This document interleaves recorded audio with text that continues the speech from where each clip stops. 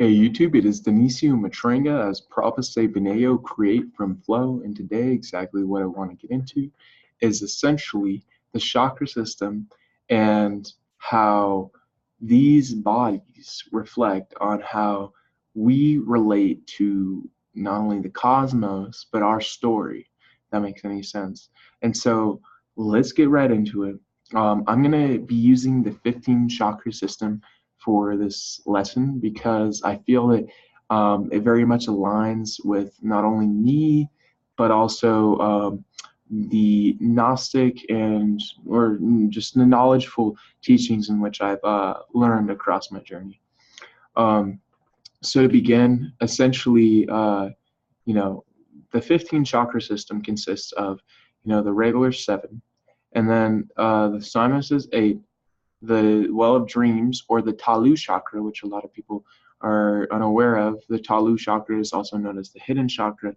I am not for certain, but I am fairly certain that that is the same chakra as the well of dreams, which I have never seen any other chart that represents that. So that's why I respected it even more, because I already feel in line with that.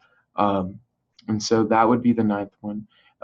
Then the 10th chakra is up top with the 11th following, to where it does this sort of inflection pattern, sort of like you would see in waves or in wavelengths, like amplitude and stuff like that. And then it goes down here, and then the 14th, and lastly the 15th. It says way out in outer space, but I use source / the Big Bang spark / the monatic connection creation itself to represent the 15th chakra. And when I'm going to explain this science and whatnot, it'll explain this also, which is just awesome, because it so much aligns with not only me, but the knowledge in which I've learned, and the knowledge in which I've learned has been so fruitful in my history and everything that how much it aligns with this, I feel that is synchronistic, it is purposeful, and so I wish to share that with you. So the 8th chakra, the first chakra of the 4th dimension, and is the seat of the soul. In the 3rd dimensional chakras, the earth, designated number 0, represents physical existence. It is solid and concrete. The seat of the soul now becomes the seat of our existence, just as the earth was the baseline for our existence in the 3rd dimension. So, I'm going to explain that, but to explain that, I'm going to explain all these, so you're welcome. Okay, so to start off, essentially, the first one has to do with survival and everything. You get to the equilibrium, which you can have a balance in your relation with that. How you do that with that survival or situation or whatever. With that, how you do that is by your acknowledgement of fear and all these lack systems that play a part, that you give your energy for them to have power. And then the second one would be, the sacral chakra dealing with the sexual energy and all that. But really,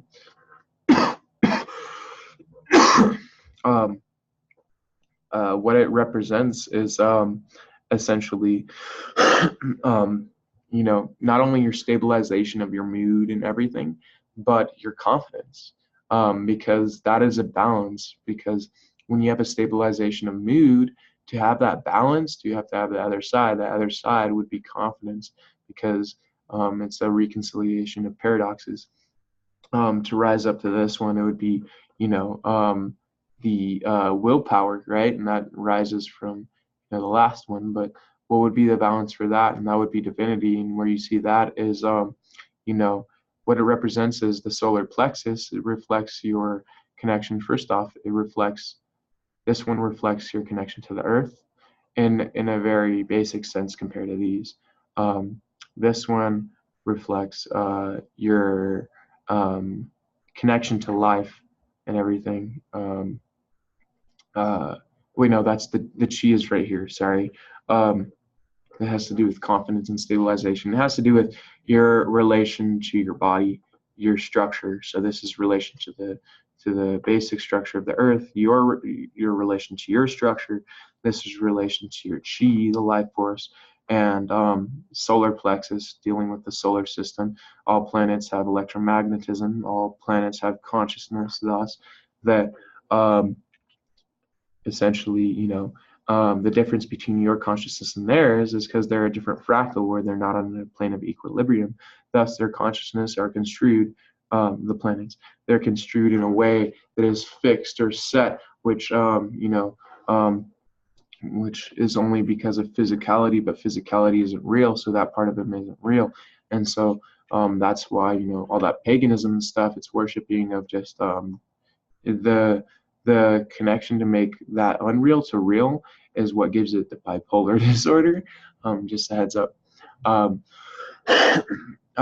But the all already has that natural connection, and so it's like a paradox again, and that's why its existence reconciles all the others' existence, but their existence don't necessarily reconcile it in relation to it. Like, their existence doesn't reconcile being God as them, but the all's existence reconciles them being as gods, just as a lower G, because yeah, yeah, yeah. So that is your life force, that is your consciousness, like in the sense of the energetic life force that flows through you in your body, and in relation to the earth and all this in a very basic form. And that's what gives you willpower, because there's willpower involved in that. And then the fourth would be the heart chakra. Heart chakra deals with what? It deals with, loving thyself, right? And so when you love thyself, that's going to be allowing yourself to go beyond the limitations, especially the limitations you contribute to and create for yourself. What that also includes is you allowing yourself to go beyond the failures that you create, because those failures are, you come across them to become greater. It's all a learning experience no matter what, and it's all used to the final end goal one way or another. And so if you're a conduit for that system, you can bring along that end goal. It's all a matter of reconciliation of cycles. And so if you allow yourself and your body in the entanglement that it contains with the relation of the cosmos, you can further allow that connection to be upheld and be upheld faster. And so that's why it's called unstruck. You unstriking yourself from all the limitations, all the fear, all this stuff, like completely on a very wholesome level. You're not held back by it. You can acknowledge it from an unbiased standpoint. The fifth is the vocal cords, right?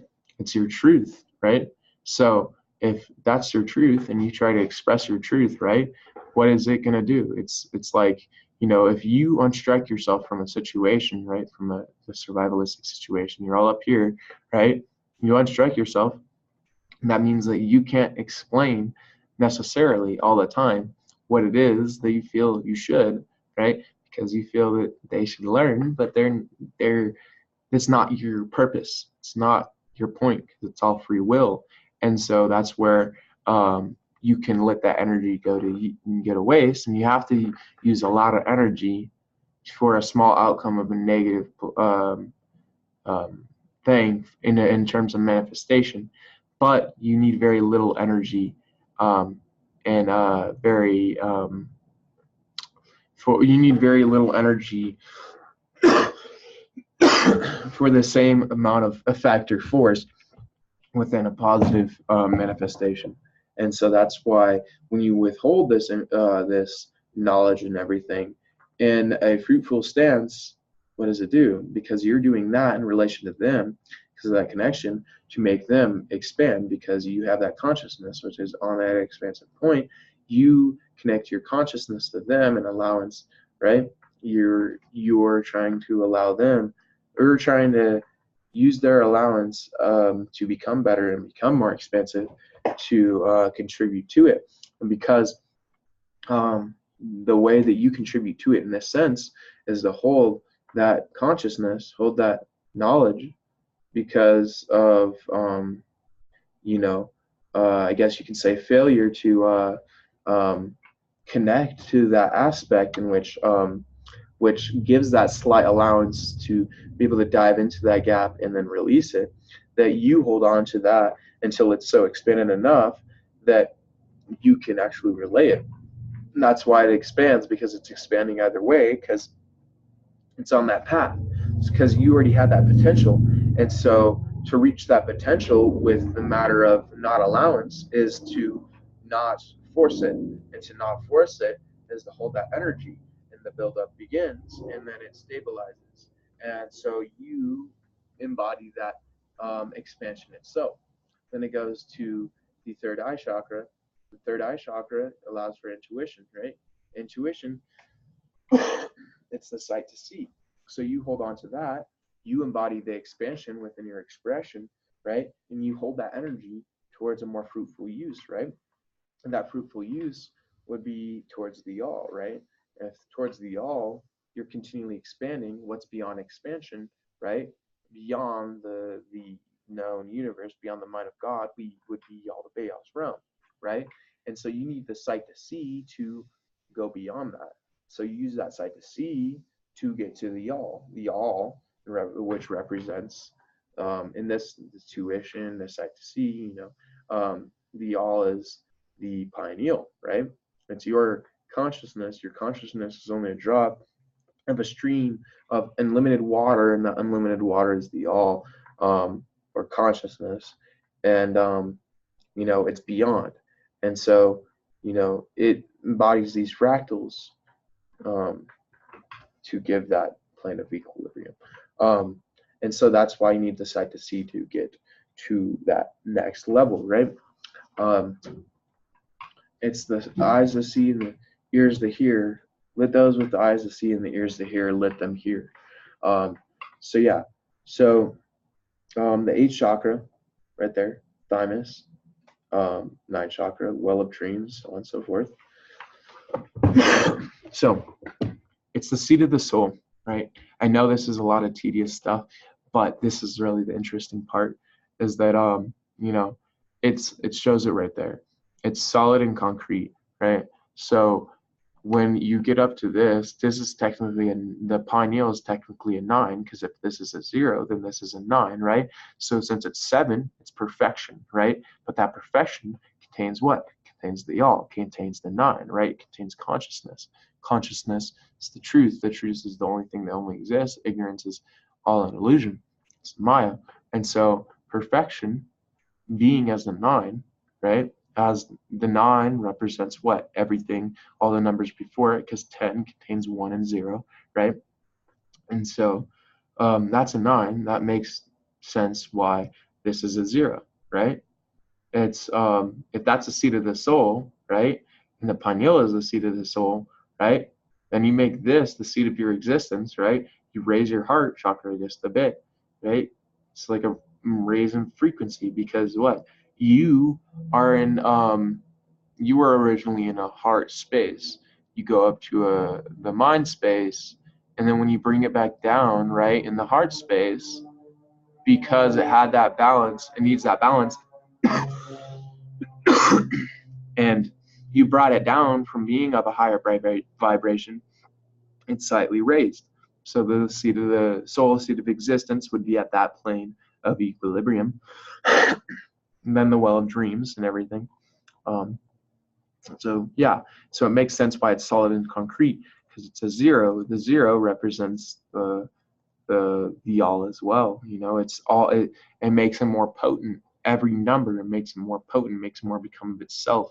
But that also represents quality and quantity, right? Emerging properties, right? So if you have a potential, right, you have more of that potential, what does it become? It becomes more real, right? It becomes more possible, more real, right? So if you have 20% of a potential, you add more 20%, right? And it's just going to keep on increasing, right? And so it just adds more to that potential. And that's what the 0 does. And, if you look at atoms, it's like you have the same atoms. They all look the same no matter what. At a small small space, but when you have them as a whole, right, a bunch of atoms in their molecular structure, and they built up to this whole, right, number of things where you can see it in a physical space at a decent amount, right, something in the size of your hand at least, then all the properties that come out of it, all that it looks like, all that it represents, all that it can be, are within that. But what that comes from is the amount of potential built up. That potential comes from what? The mental, very mental part of those atoms, right? Those atoms are all the same across no matter what type of thing you come across, just different variations, right? Quality into quantity, quality by quantity, right? And so what it's called is when those properties arise up from the number, it's called emerging properties, right? So it represents fractals on a very fundamental level, right? Because all those properties exist within every one of those things. You just need a different amount of potential, different amount of variations, right? By different amounts of potential within all of those things to give rise to different properties that within more of themselves can arise to different properties within more of the whole, like its relation, like a compound or a substance, like a very like you know in relation to another, rise more properties and so on and so forth until you can find how that works and how much you can get to, right? Just so on and so forth. Just keep on building out the fractals, build out the potentials. And it's like chemistry, right? So the ninth chakra corresponds to the base chakra in the third dimensional chakra grid. The ninth chakra corresponds to the body of light. It has to do with joy. When this chakra is activated, the body of light is in your cellular and subcellular structure, right? Okay. So in this physical existence, your acknowledgement of how the world works, right, on a very base level, within physics and science and whatnot, that's already binded to spirituality, and that's the whole point of spirituality, is that true spirituality already has it binded. That's true Gnosticism, that's true truth, true knowledge.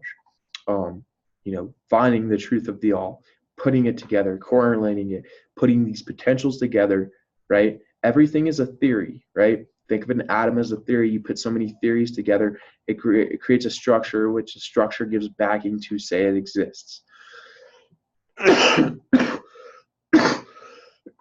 Right? And so, yeah. So you start off that you have the seed of the soul. You put that at a high vibration of a heart source, right? Right above the heart. Then you have the ninth chakra, right? Body of light. So the body of light within this different plane, because of the zero, this is a one. So one represents new beginnings, right? The zero is, it gives that potential. So this whole, right, the all becomes more of itself. That's what it's stating. But also, isn't it interesting that 7 is a perfection and 8 is abundance, right? So no wonder, like, it's already stating it's more of itself, but even that reconciles it more, right? And so the 9 being a 1 is, because this is a 0. So then, and that's the 8th, right? Just common sense right there. 9 is a 1, right? Has to do with joy. It has to do with the body of light. And it's now in your cellular and subcellular structure, right? So what that is essentially, you have that 1, right? So it takes the all, it takes it, potentializes it, right? So when it's at that mind space and it comes from the heart space, right, potentializes it more. So it makes it more mental. But how to do that, you need to embody a physical space, in relation to that drops back down to the heart at a higher vibration, right? Again, it still proves it still reconciles it even more. But the body of light, matter is just light, it's just energy, right? Imagine if a wizard had an orb, you could just pass your hand through it, just energy, right? It's an energetic space, just compression of energy, just energy. It's less physical than you think. It's all more mental. That's what people don't really get. The atoms aren't just this ball, like almost like metal. They're just like lights flying around lights. You're like, shoot, that's amazing, you know? So the body of light, right? So uh, essentially, light is energy, vibration, frequency of what? Vibration, and that's the repetition, right? So what it's also saying is that frequency, um, it's whatever it is, and also zero. And the zero is when it's not, hitting that, thing. It's not that vibration or whatever. It's the zero is the gaps, right? So what it also means is it's that, the nothing, that, the nothing. So it's constantly what? It's constantly holding that vibration. Everything is constantly changing. So it holds that vibration. It's continually becoming, right? Continually becomes according to that vibration. And a better example of it is that it doesn't just do that, then do that, then do that over and over again, right? Do that vibration. It does that, then it holds a zero. So it potentializes the one before it, does it again, holds a zero, does it again, holds a zero, right? So even more. So that's just a little plain for thought. But then you becoming more mental, right? You become more of this energetic light source, right? Because the light, right, in the less physical sense and the more mental sense, because even the light is a property that, in the mental sense, what the property of being light is comes from what? It comes from the source anyways. So you would embody more of that in your cellular and subcellular structure. Again, the 10th, right, has to do with, is associated with the polarity chakra in the third dimension. It has to do with integration of polarities, the proper integration of male and female within self. This chakra actually starts functioning when the male and female energies are in total balance. This is experienced as a state of effortlessness and alignment with one's soul. Okay, that's the thing. It's like, exactly like how they, like the mindsets, the total, like how people work in society nowadays, you see it's a reactionary basis, right? You see, like, one side is working against the other, right? It's both sides have a matter of truth and a matter of ignorance, right? And when you bind ignorance with truth, what it allows that structure to do is be able to separate the truth. So that way, one truth has ignorance that supports it, and it can go further on and become more, while the other truth has ignorance that supports it, and it can become on and become more. But because of that separation, right, it's that tension, right? So that separation is it's that tension that allows these two to spiral off and become more, but no longer connect, right? And when they're always trying to connect, the only thing that the more it would try to pull it together is that, as it's being pulled together, it needs to be pulled apart even stronger. What that means is these sides of ignorance that make it so that the sides of knowledge or gnosis gets pulled apart needs to become not only more ignorant, but become more hopeful in what it tries to represent, so that that side looks real as much as it does. The other side looks real as much as it does, because it's exactly what it is, and what the result would be is just chaos, civil war. When you look at the Kardashev scale, right? The Kardashev scale, the civilization types, we're only at a type 0. Type 1 would have all the energy within our planet, right? And so if we had that energy, we'd, if we try to go in space or do war at all, we'd obliterate like everything that we know and love in just seconds. If the planet did survive, nothing would be on it, and it'd start working towards the chance of getting to that space again, to where there is no war. So it's very unstable. But all it's saying is that war is man-made, and that it's all like for all selfish gain. And that's the thing, is that like we have the technologies, we have all these things, And, you know, it's a matter of, you know, how they let it out. They don't want to let it out in time because, you know, they need to let it out in flow, get people to adapt to it. But also they want to adapt it to people, because what it is if you're putting your consciousness in it, and it is continually changing as well, and your consciousness is a conduit for the system to work. As it changes, so does your consciousness.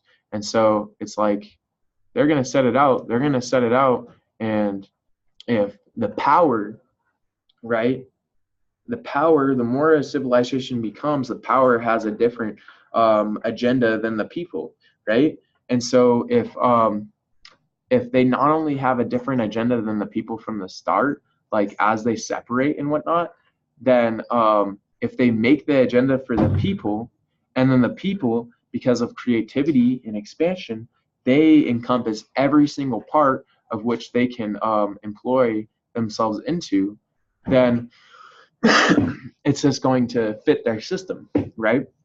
And so that's why they got to create it. But then, you know, so that everybody can take up every facet, create facets, not only create facets for the system, but take up every facet. And that's how variations and stuff work. It's very physical. And because you're taking up that physicality, you're taking up what? You're embodying that ignorance, right?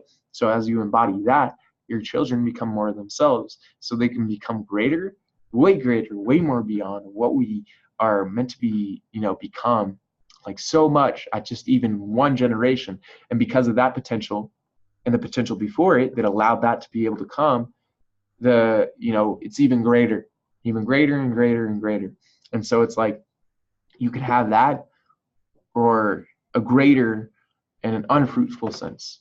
And so that's why if you're creating all the variations that you know, can be taken up as cycles, all this energy, you know, just keep on playing through, then to keep control of the structure, the lies, right, to become more stronger, so that the truth could be more separated as time goes on, that that what would you do? You would simply build up the potential of the ignorance, right? So you got to keep the story straight, but then do it in a way that if you saw the story from a whole, that it looks like ignorance. But if you saw the story from the pockets in which you make people discern information from, so that they're only picking up their information from the places that, you know, they feel that, you know, they made it for themselves to pick up, but really, you know, your government put it for themselves, then you're not going to pick up that information. You're not going to look at the whole picture. When you look at the whole picture, you see the separation, then you really see that the ignorance is just more potent. And that what that means is, because of the potency of it, that the truth that's aligned in that is just bathed in it.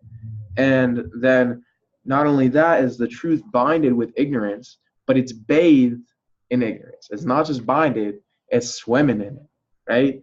And it's like that pretty much on both sides, right?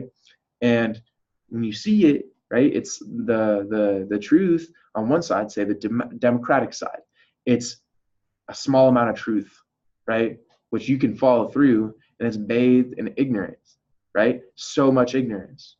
And then you can see the conservative side, right? And say, for example, and I'm not either, right? Then it's like, you know, there's just a slight amount of ignorance, but it's so well binded that even when it's swimming in truth, that how ignorant it is, that it still consumes the spiral even of the truth that's bathed.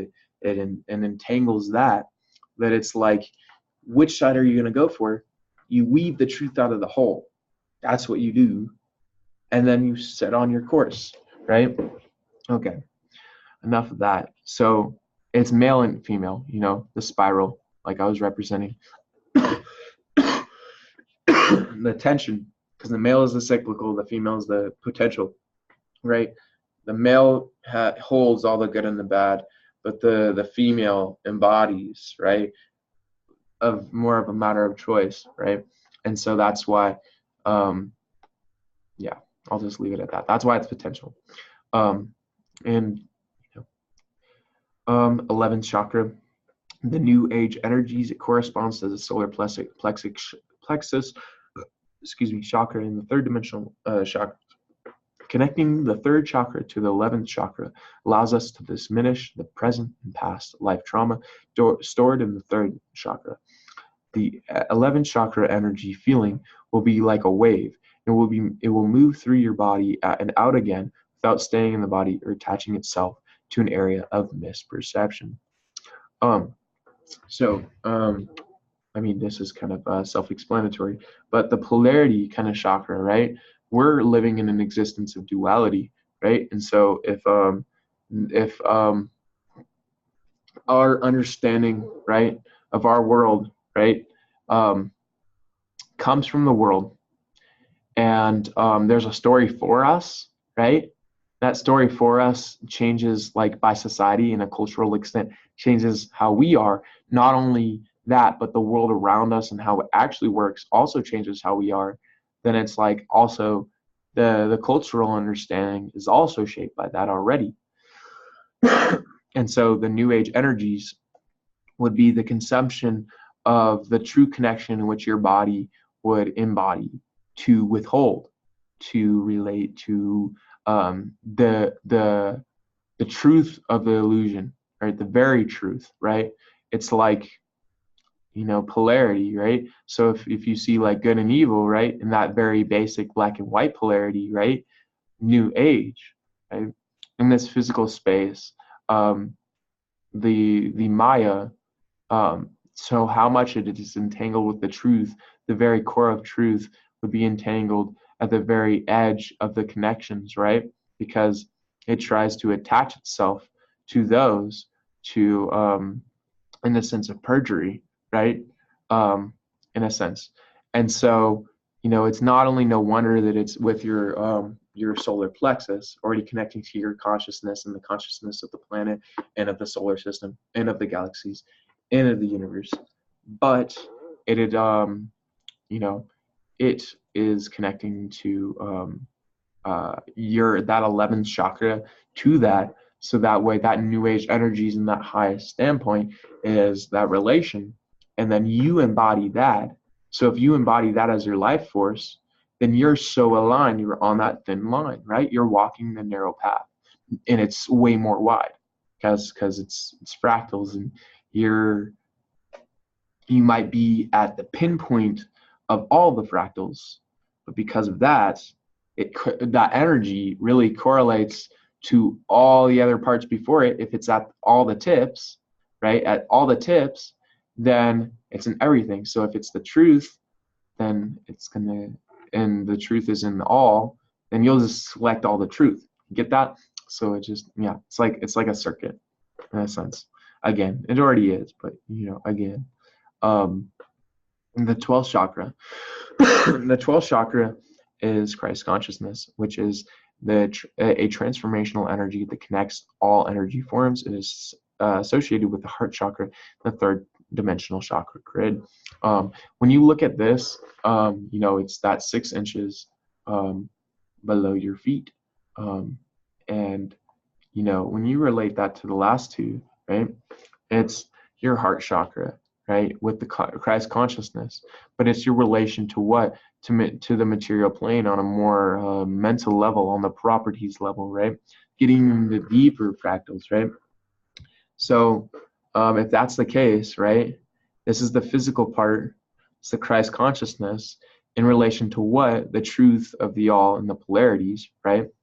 Then the truth of the consciousness, right, that gets illustrated, or the consciousness that gets illustrated, in which is gnosis or truth, which again is just a property of that consciousness.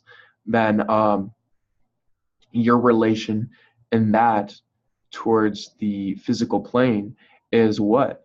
It's your relation between consciousness that gets illustrated as a fractal and this physical existence. And if the difference, again, look at my last videos, the difference between a quark and the universe at the midpoint is you, right?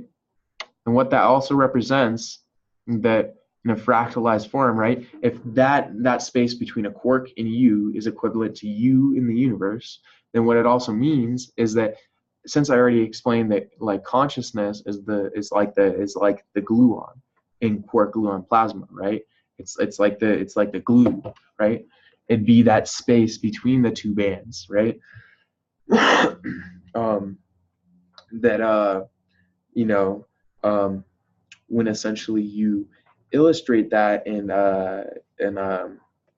you know, in your relation to quarks, this whole in relation to quarks, right? But you're looking at what your consciousness as the whole truth, right? That it is, right? Your relation to that within this form is what it's saying to quarks, would be the universe. But if that's in relation to this whole, then what in relation to the truth of the consciousness? And that would be the structure, and this embodies, it embodies a complete reconciliation of the paradox of the universe, because, you know, it has quarks to consciousness and consciousness to that. See, quarks hold consciousness. It's like a reconciliation to the whole, but we are a reconciliation between the both, right? And so the whole would be like a spark that holds holds, you know, the thing that holds the consciousness, right? The quark and whatnot, and the quark gluon plasma and whatnot, the quark and all that structure, maybe even the gluons itself, that holds the consciousness. The consciousness is the tip of the spear, but within that space, the tip of the spear on the flip side would be the very physical representation of the Big Bang. Or wait, no. That would be it'd be the energy that's coming out in the spark of the Big Bang, and the physical representation would be like a physical representation of that consciousness truth. And so we're a midpoint between the two, and that's why it's mind and matter, you know. And that's why the mind is, you know, connected to the monad. We already know the physical is connected to the quark, and yeah. So that's why it's Christ consciousness, because Christ, you know, Christos, it's really representing the Hamashiach, right? They say it's Jesus, it's Yahweh Shai, Yahweh freaking Shai, right? Get that down, check it out. Again, my last video. Christ consciousness, right? What's a crystal? It's fractals. It's a reconciliation of fractals, right? It's fractals in the very physical form, and it's such an extent. And what? It separates light completely, right? Fractals in the very physical sense separates light. So what does that mean? That fractals in the very mental sense unites light. It unites the whole, right? So Christ consciousness being the most mental thing, right? It's essentially saying, pick up that crystalline structure, analyze the world around you, realize the fractals that are, and you represent that in the physical space, and in the mental space. Your relation to that is the is the unity, and that unity is the reconciliation between the mental and the physical, even though it's literally the mental or the physical in the mental, right? That is your relation to the quarks, but in itself, it also represents, by that representation, your relation to the tip of the cosmos, and that's why it's called Christ consciousness, right? Yeah, because you're the midpoint, right? And it's connecting all the fractals to the mental space through the mental space, right? But because all this, right, on the quarks and everything, it all goes up to what? It goes to the pineal, which is a reflection of the spark, right? It's a microcosm and a macrocosm, because the mind, the brain, represents the whole neural connections, right, which represents the galaxies, which is the 4D, the 5D being the Big Bang spark that the pineal would be, right? And so, yeah, and so even that in our representation, it's such a fractal. It's like so much flipping back and forth. It's kind of a rush. It's interesting. This 13th chakra has to do with the manifesting a vibratory communication. This is the chakra that is used in materializing and dematerializing things. It is also the chakra used in teleportation. This chakra is also used for healing. And so the representation of this is what? So if the All the Most High used the physical space, right, for Yaldabaoth, in which Yaldabaoth had to ask permission for him for the All to summon the mind of God, the physical realm, right, for Yaldabaoth to impregnate his line into, in which even the All used that as a term, as means of reconciliation between their two existences. And that's where we're midpoint again, is that Yaldabaoth was in that liquid space. That's analogous to the Higgs boson and all that. But it's saying is that he was essentially consciousness and within a quantum realm. That's what he was saying, right? So vibratory communication, you look at what? Look at atoms. Atoms are what? Light or energy, frequency, vibration, right? Everything is continually changing and evolving. What's that basis on? Again, vibration, right? And so if that's the case, that's a reflection of the mental existence anyways, because the physical needs to represent it and contain it, right? That this vibration, the vibratory state within the physical realm, right, represents continual change, right? And so so the relation between what? Between the physical realm and that quantum space in which was unfruitful, because before the physical realm existed, right, there was just a chaotic structure of unfruitfulness within the quantum realm. We already know that, but that's also what it's restating. So again, it proves physics, or quantum physics especially, but the structure of that would represent that, dark matter, right? Dark matter within the cosmos would be the connection between galaxies, like dark matter, right?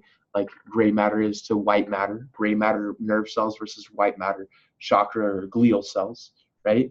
As into the connections between the consciousness, or the connection that allows consciousness to flow through things, that is in the all of the physical space, right? That dark matter would relate to Yaldabaoth.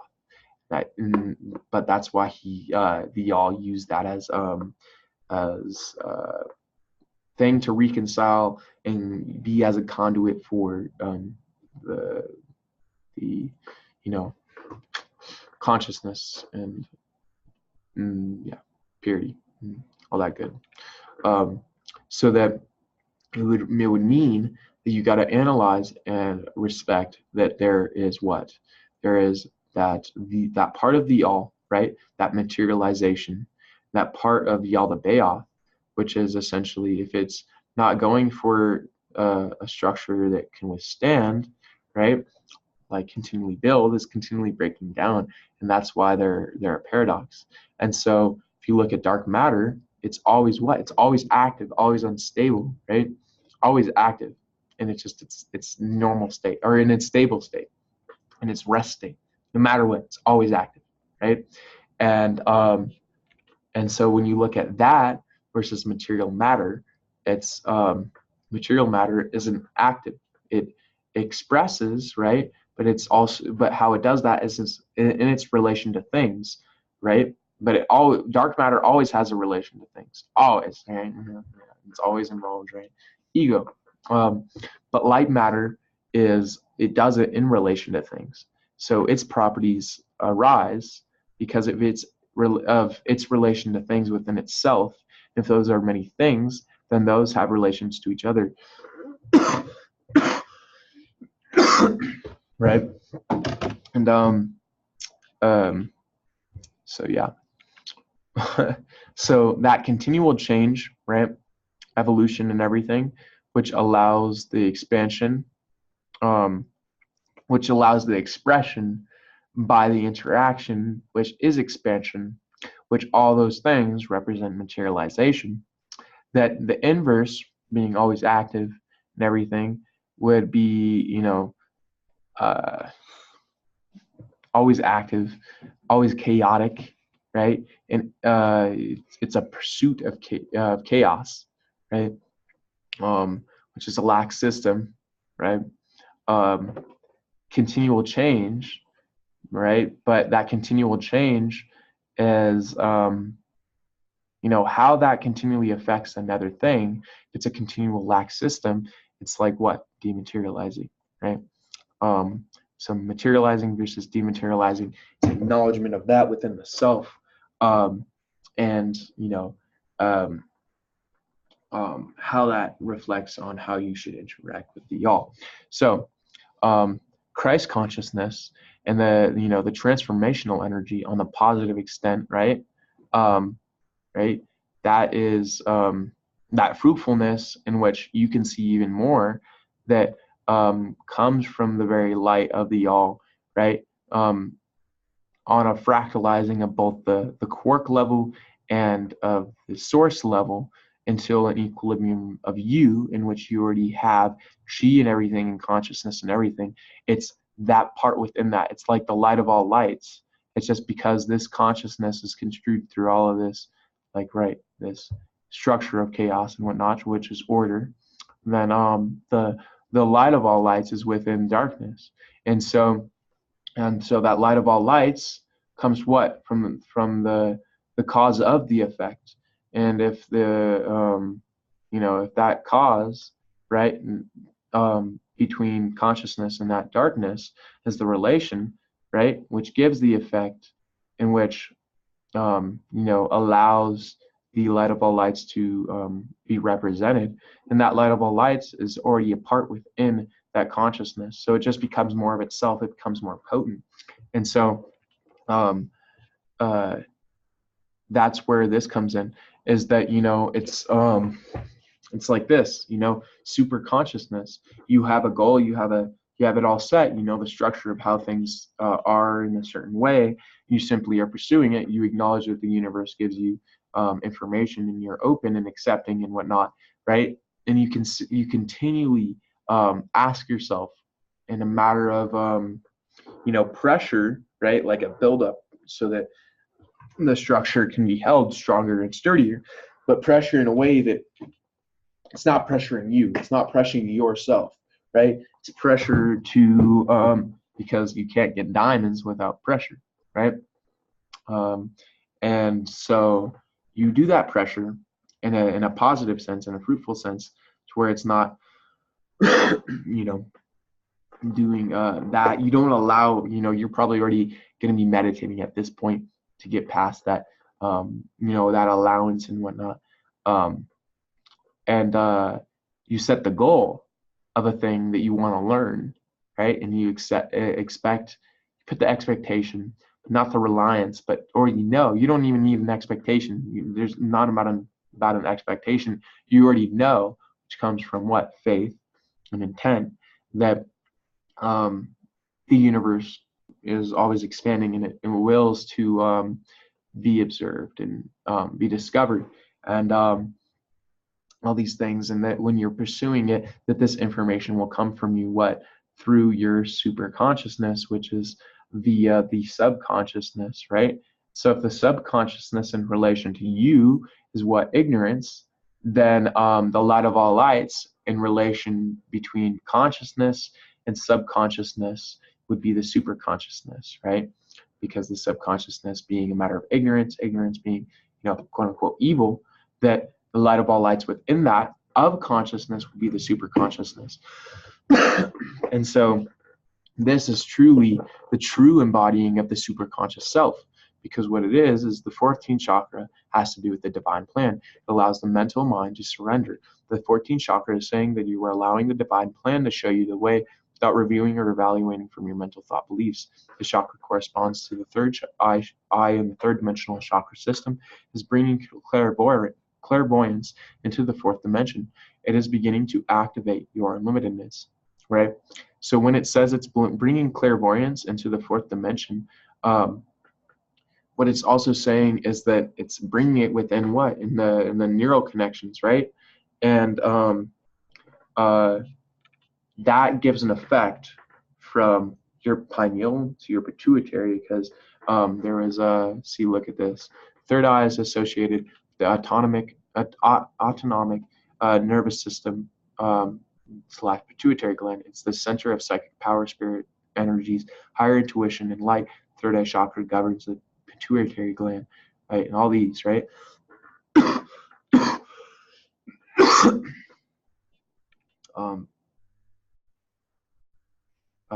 Where's this? I think it's this one. Oh, well, here. I'll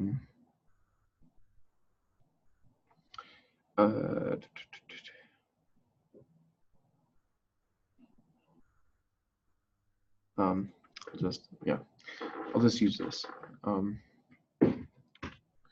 The pineal is to the pituitary gland what intuition is to reason, right? And so with this, to reflect on that is to say, this is because the chakras, as you're going on in the scale, you're becoming more mental, because what? It's a acceleration of these energies. It's a transmutation, because when you transmute energies, right, it becomes first physical, then mental, then spiritual, right? And so in that sense, it's like if super consciousness within this expression of this existence, right, is a unity, right, as a sort of transcendence of that very structure, right, that you would hold all the mentalness of that. So if the goal and the plan, and it has to do one way or another, it is connected to that desire, right, that goal, that all the other parts, which is the guidance and everything, would be that very mental part of that super consciousness. And what it's also stating is that that when you embody super consciousness, right, that you're most likely going to be at what? You're probably going to be at right here, right?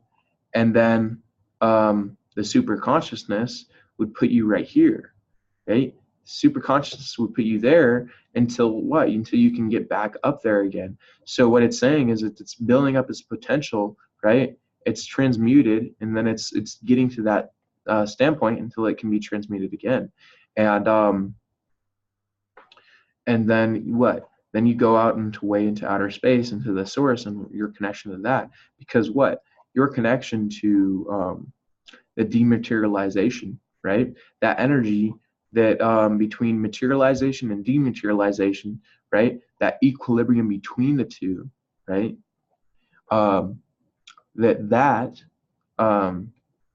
is essentially like a sort of balance, and that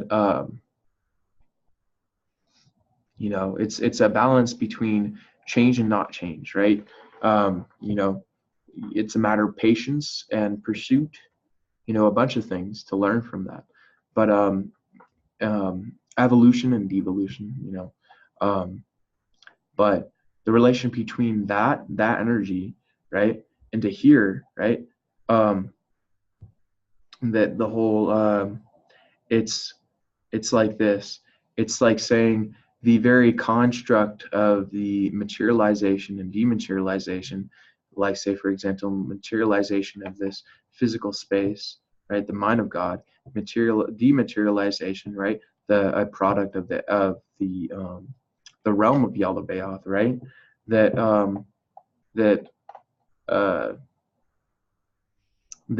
that is already at an equilibrium, right, and that construed, right, within the universe that we have now, that uses the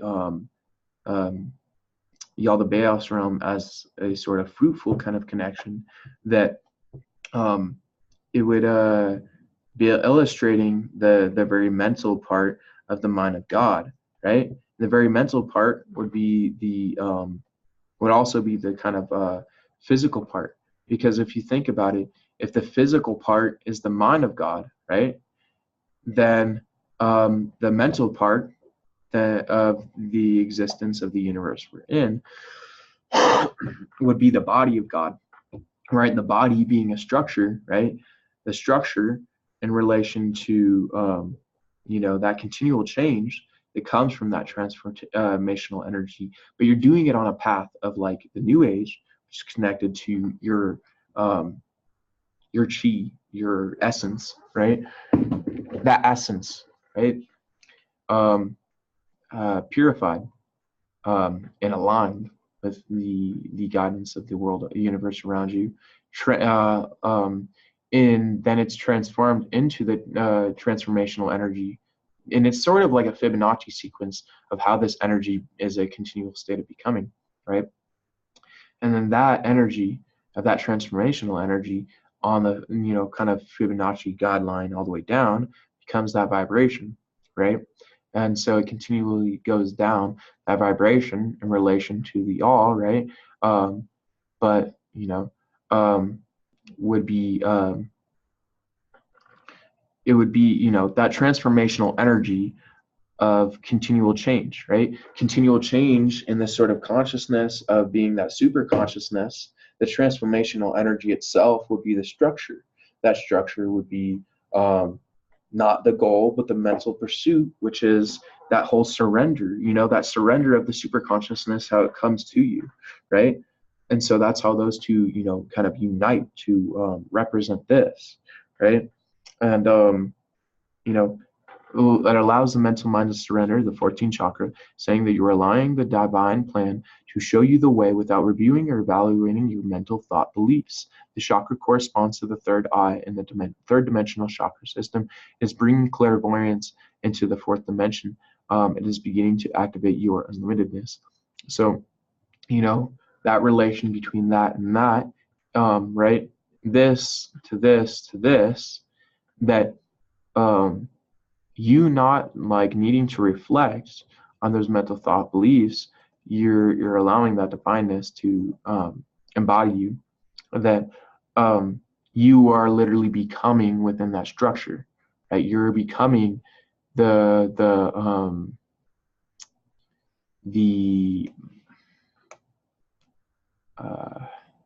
light of the light within the super consciousness, right? You're becoming the light of the light. And I guess that's the best way to say it. That's the only way to say it. Not the only way, but you're becoming the light of the light within super consciousness. You're embodying that. But to embody super consciousness, you have to embody the light of the light. Then it's awesome, right? It's cool. But like when you're doing that in a form of surrender, you're it's no wonder that it's the third eye chakra, because it's like you go to the heart, the vibration and expansion, right? That already has to do with the vocal cords. Expansion especially has to do with the vocal chakra, right?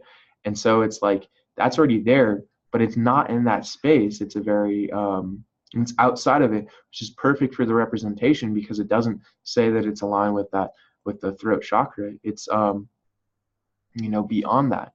And so it's like it's beginning, it makes sense, right? Because you get to that point, right?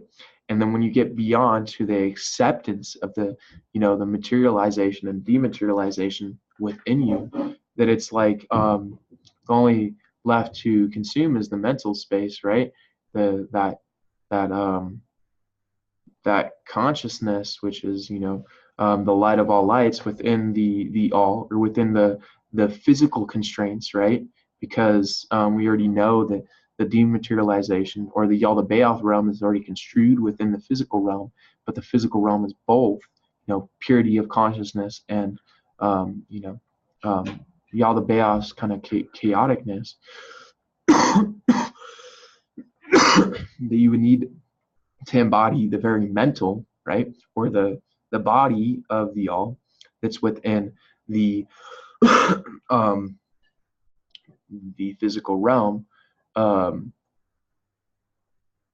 which makes sense because if the body of the all is within the physical realm, then it's like you see the mind of the all being the mind of God. It would be like the brain of God, the physical being in there. It would represent that the monadic connection would truly be the light of all lights of what the all would be. So that's why, wow, that really sets the tone, because it's like, if you're in this process, you're becoming what? You're becoming more your unlimitedness, right? Through this process, and you're becoming the light of all lights. You're becoming the consciousness within your consciousness, the purity of the purity. That it's like if you like make the universe become more of itself, you make the universe evolve because you're doing this, and this makes you evolve. That no wonder the reconciliation is that when you do this, that you embody that the light of all your lights, and the reflection between that is that you allowing that within you is that you allow that within the all, and that the all embodies the light of all lights. And that's why you are connected with the monadic connection, is that, yeah, wow. It's like you not only work up to it to embody that, but embodying that is already within your structure, which has to be worked up to embody you. It's very awesome. So yeah, so your third eye, it's no wonder, it's the sight to see. It's the sight to see, and the only thing that you would see within the mind at that point, right, between that consciousness and that, the light in the dark would be the light of all lights, right? Within that, right? The sight to see, because you can use the sight to see to take upon the dark of all darks, but that's not the sight to see because it's not the correlating structure. It hasn't been. And yeah, that's awesome. So the monadic connection. The 15th chakra has to do with your monadic connection. It corresponds to the crown chakra, your pineal, and the third dimensional chakras. The 7th chakra is your spiritual connection. With the 15th chakra, your new spiritual connection is to the monadic level. At the 5th initiation, we become merged with the monad. This brings us to the doorway of ascension. With this chakra, when this chakra is operating, it is saying that the structure of your soul is stable enough to handle the energy and the scope of the information coming from the monadic level. And the color is light golden white. Wow. That's just amazing. Because if you're holding the light of all lights, that gives the connection to the all, right? And in that, your pursuit in that has to turn and bring the energy to that space to embody it, right?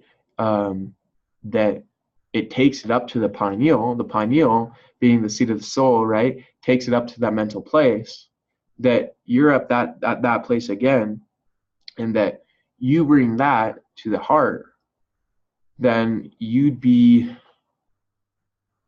how would I put this? You're okay. It's like this, like you would probably be going for the very spiritual things, and the chakras would very represent the very mental things. They're already mental, right? So mental within the 1 through 7, right? Mental and spiritual within 8 through 15, right? And then I think it was at 16 to 22, which I think that I'm excited to learn more about now, would be what? The spiritual within the mental. So not only the mental and the spiritual, but then what? Or yeah, because the mental and the spiritual within the what? The physical and the mental. And then the spiritual within the mental, within the physical, right? Because the spiritual within the mental, the 8 through 15 reconciles the physical within the mental. And so the spiritual, right, as like spiritual chakras would reconcile the mental, um, but it would reconcile the mental and the physical. So yeah, that makes sense.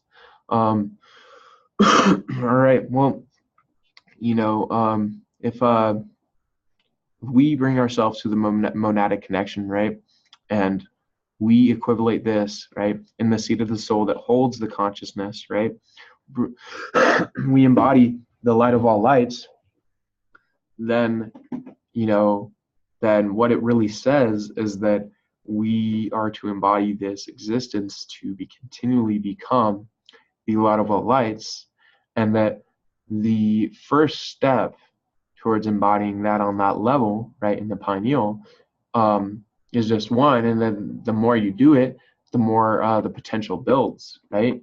Because it's like if you're doing it and this potential churns as you're doing it, right, and it raises the how much potential is built of it by the time it's done, and each day you do it, then it's like the starting point, right, is that, and the whole is like infinity, right? You can't compare infinity to that, right? And then um, that happens the next time and the next time and the next time. That it's like when you truly do that, right? Um, are you like, you're building up that potential, you're holding that potential, and you're continually churning that potential, and that if you become that within your pineal and your space, right, and when you become that, you not only may allow for the universe to become that, but it comes up in a way that the universe already is, and that's why you are able to connect to that. That because you're a reconciliation between the universe or the all and quarks, then doesn't it do it for quarks too?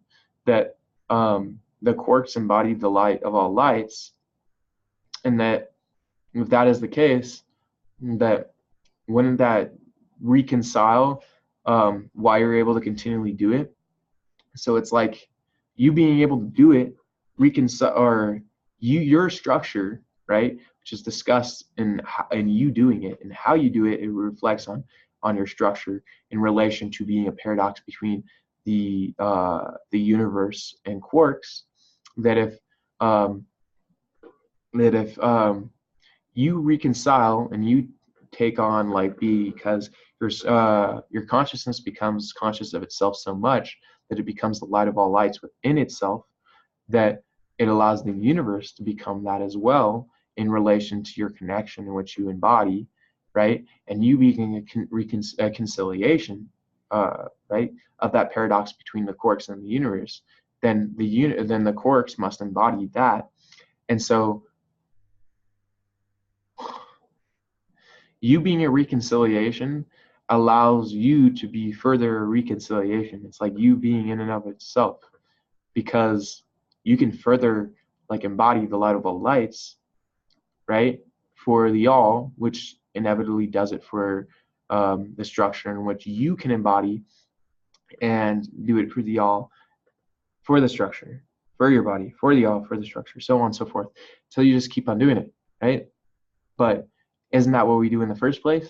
So I'm going to leave it off on this note, is the process of doing it in the first place a progression, right, until we can do it continually, right? Where like, yeah, that's interesting. What if you did it continually until you embodied being the light of all lights, right? And then you're conscious of what the light of all lights, and then you do that continually, right? The light of all lights of all lights. All right. Yeah, I think that is um, enough for today. Um,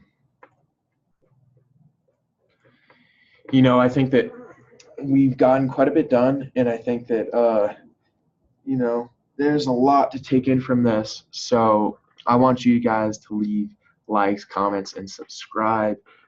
Share.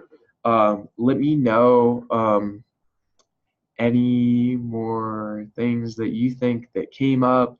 Anything at all would be very helpful, very awesome. This was a great time. Again, just let me know, hit me up, and I love doing this for you guys. And so I can't wait for my channel to keep on going more and more and continually getting bigger so that I can, you know, better compensate for my subscriber base and better have them compensate for me. And so again, I'm very thankful. Just like, comment, and subscribe. Let me know. Share it, and peace.